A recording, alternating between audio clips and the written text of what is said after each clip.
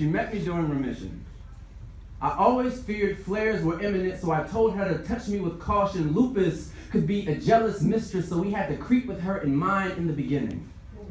I could hear fingertips whisper worries of breaking me. Affection was a gamble and the results could vary, so we played at our own risk. I bet she never knew a person could feel like a game of operation.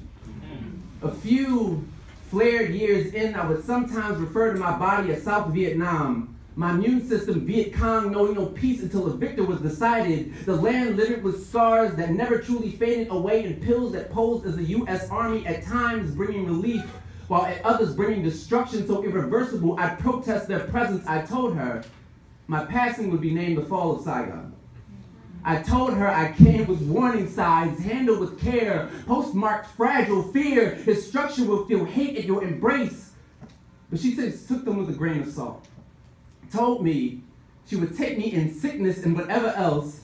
Said she was in a race to take my breath away with this illness and bet she'd win. She makes me feel whole on the days I don't wonder what it's like to not compare to a wine glass while the world is a cave with falling rock. My smile was never a permanent fixture. It would often give way to the melody of every cell crying for coddling on the surface while the dermis screamed, leave me alone. But her hearing has always been selective.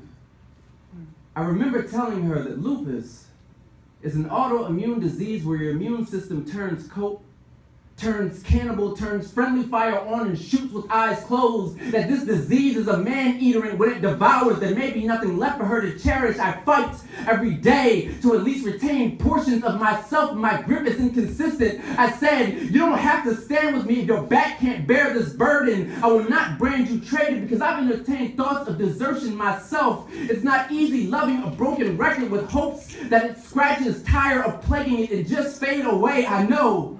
So go, before depression takes us both deep-sea diving with oxygen tanks set to malfunction when we reach depths where light can no longer see us. But she never grew distant. I knew her stance and her position was permanent when I told her that I am a loosely fitted puzzle, precariously perched upon table's edge, fate at the mercy of the wind's temper, and she just cradled me like a newborn, her heartbeat telling me that everything was going to be okay.